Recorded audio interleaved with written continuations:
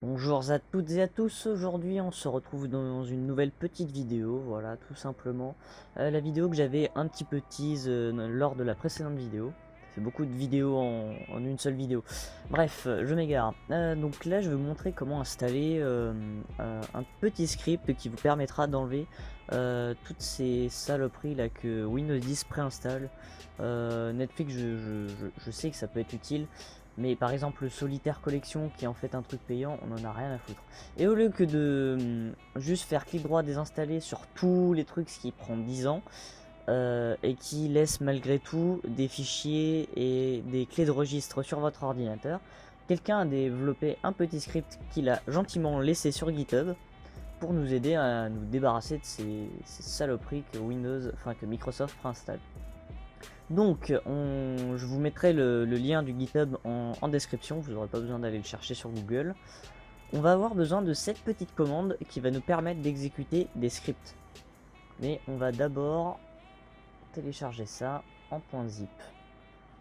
Donc, ce qui est bien, c'est que c'est un .zip, donc il n'y a pas besoin de 7-zip, WinRAR ou quoi que ce soit. Donc moi, je vais le mettre sur le bureau, hop. Voilà. Donc une fois fini, on ouvre le dossier et là on tombe sur nos petits scripts. Donc on va ouvrir PowerShell. Donc on tape PowerShell et on fait exécuter en tant qu'administrateur. On fait oui.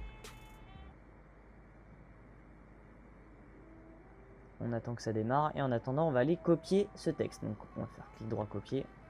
Sinon CTRL-C, CTRL-V ça marche aussi.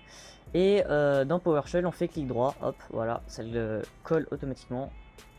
Et on attend que la commande se termine. Ensuite, on va pouvoir fermer PowerShell, aller dans notre dossier et on va ouvrir Windows 10 déblotter guy.ps1. Alors, on va juste faire ça. Je sais plus où c'est. Ah, extension. Voilà. Donc, vous voyez, c'est un fichier .ps1. Donc, on va faire clic droit, exécuter avec PowerShell, ouvrir. Et là, il devrait s'élever automatiquement. C'est-à-dire se demander les droits d'administrateur automatiquement. Hop, voilà. Donc on a cette petite fenêtre qui va nous permettre de faire de la magie. Donc vous voyez qu'on a un bouton pour modifier une blacklist. C'est-à-dire si vous voulez garder des applications. Voilà. Si vous voulez garder certaines applications qui sont considérées comme indésirables par celui qui a fait le script. Par exemple, moi je veux garder le store. Donc on décoche la case. Et on fait Save Custom Whitelist and Blacklist to Custom List.ps1. Hop. On appuie, voilà, on attend. Alors, ce qui va être important avec ce script, c'est de bien attendre et d'être bien attentif au niveau de la couleur du bouton. Si elle ne revient pas, c'est que le script est en train de tourner et il faut surtout pas cliquer parce que c'est la maladie de Windows. Si vous cliquez sur une fenêtre qui est en train de charger, ça la fait planter automatiquement. Donc on va appuyer sur le bouton Remove Bloatware with Customize. Ah, je vais pas y arriver. Bon bref, on va enlever les logiciels indésirables que nous avons sélectionnés. Donc on a customisé la liste. Donc on va cliquer ici. Et là vous voyez, le bouton ne revient pas, ce qui veut dire, de toute façon vous le voyez en arrière-plan, que c'est en train de travailler. Faut surtout pas cliquer, sinon tout va planter. On va se retrouver une fois que ce sera terminé et je vous montrerai les autres petites features. On se retrouve maintenant, vous voyez que le bouton est revenu et que nous avons la petite phrase Bloatware Removed, ce qui veut dire que tous les logiciels indésirables ont été enlevés. Et si on va dans le menu démarrer, vous voyez qu'il y a déjà pas mal de trucs qui ont sauté. C'est pas moi entre temps, de toute façon vous le verrez dans l'accéléré, c'est pas moi entre temps qui ai ouvert le menu démarrer pour le supprimer. Un autre bouton intéressant va être Unpin Tiles from Start Menu. Les tiles, c'est-à-dire ces petits trucs là en fait, c'est les trucs spécifiques à Windows 10. Ce petit soft nous permet de les retirer. Donc voilà, on attend. Voilà, c'est revenu. Et si on redémarre, ah ouais, donc ça fonctionne pas très bien au niveau de ce truc là. Mais j'ai des soucis aussi avec la machine virtuelle, je sais pas si vous avez remarqué au niveau... Enfin, vous le verrez pas trop au montage, je ferai en sorte de zoomer. Mais la machine virtuelle, malgré le fait que j'ai réinstallé, j'ai tout réinstallé. J'ai réinstallé Windows 10 et les additions CD et j'ai toujours le même problème. C'est-à-dire que dans la dernière vidéo, ça fonctionnait très bien, ça se mettait à la bonne résolution en fonction de la taille de la fenêtre et maintenant ça fonctionne plus du tout. Le driver se réinstalle par Windows. Enfin, à mon avis, il va y avoir une mise à jour pour corriger ça, mais pour l'instant, c'est pas le top. Donc là, ce qui reste, on peut le supprimer à la main, bien entendu.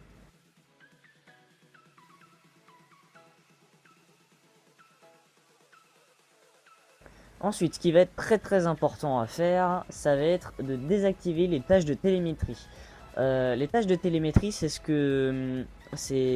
qui désigne le Microsoft vous regarde.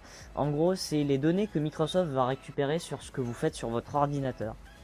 Donc, quelles applications vous utilisez, combien de temps vous les utilisez, etc. Donc, on va désactiver ça. Parce que non seulement niveau vie privée, c'est pas super, mais ça bouffe des ressources système. Et sur des petites configs, ça peut faire amplement la différence.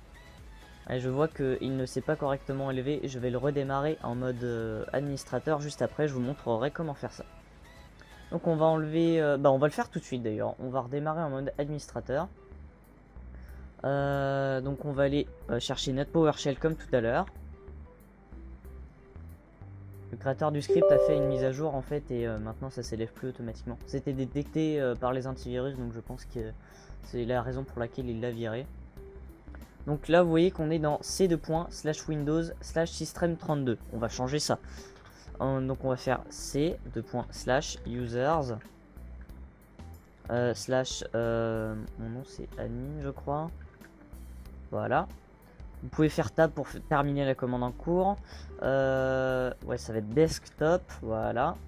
Et on a le dossier Windows. Donc là, on est dans ces users, notre utilisateur, le bureau, donc desktop en anglais, notre dossier qui est ici, là.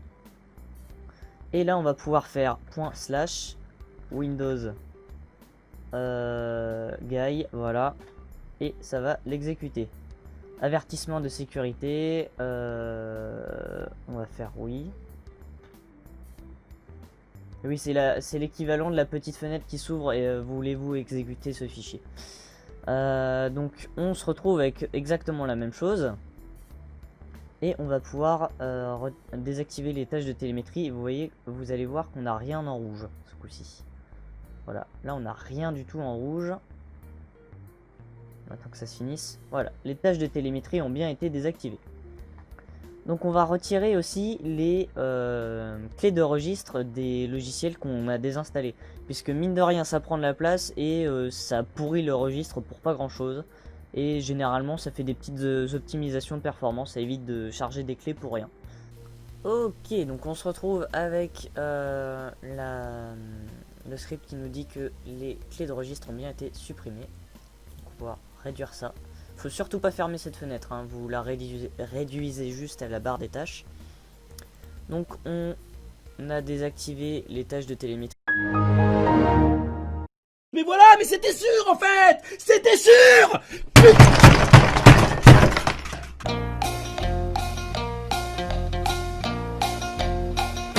On se retrouve ici, j'ai eu un petit souci, la VM a crash pour une raison qui m'échappe. On avait désactivé les tâches de télémétrie. On va pouvoir maintenant désinstaller OneDrive. Si vous ne vous servez pas de OneDrive, ça sert à rien de le laisser sur son ordinateur. Donc on va le dégager. Je précise que OneDrive n'est pas normalement désinstallable. Il est désinstallable qu'avec ce plugin, enfin ce script. Vous voyez qu'on va même pouvoir désactiver Cortana. Et si on veut même dégager Edge qu'il prenne les PDF. C'est-à-dire que quand vous ouvrez un PDF, ça s'ouvre avec Edge. Sauf que Edge est un piètre navigateur, mais un excellent lecteur de PDF. Donc moi je vais le laisser. On se retrouve, voilà, Explorer vient de redémarrer. Ça signifie que OneDrive c'est bien désinstallé. On a la confirmation juste ici, voilà. Donc on a encore quelques options qu'on peut utiliser, par exemple pour désactiver Cortana. Donc vous voyez Cortana a bien été désactivé. Et on peut allumer le mode dark, ce qui change Chrome en mode dark également. Hop. D'ailleurs, à savoir que si j'utilise Chrome, sachant que dans les vidéos je suis sans arrêt en mode les données, c'est que je suis obligé d'utiliser Chrome puisqu'il est bien plus rapide avec ma connexion. Malheureusement, j'utilisais Firefox avant, mais au fil des mises à jour, plus ça allait et maintenant j'en suis à ce que Firefox ait vraiment du mal à charger une page. Et au quotidien, c'est plus supportable, donc j'utilise Chrome, voilà, malheureusement. Mais bon, c'est la vie, c'est comme ça. Donc quand j'aurai la fibre, peut-être que je réutiliserai Firefox si c'est pas trop lent. Et sachant que ma fibre est censée arriver d'ici 6 mois de ce qu'on nous a dit.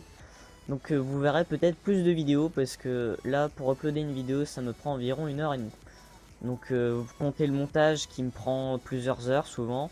Même si le montage est pas terrible, justement vu que je suis très nul en montage, je suis obligé de me reprendre à plusieurs fois. Le temps d'exportation plus le temps d'upload, c'est pour ça qu'il n'y a pas beaucoup de vidéos. Bref, je divague. Donc voilà, c'est tout pour cette petite vidéo. Donc vous voyez que là on a pas mal de petites options. On peut même installer le .NET v3.5 pour certaines applications qui l'utilisent. Il me semble que GTA 4 l'utilisait. Donc ça peut être intéressant au lieu de chercher sur Google et de jamais trouver la bonne version du package à installer, directement ce petit script peut faire l'affaire. Donc voilà, c'est tout pour cette vidéo. Je ne sais pas sur quoi portera la prochaine vidéo, en tout cas je vous dis salut à tous et à la prochaine.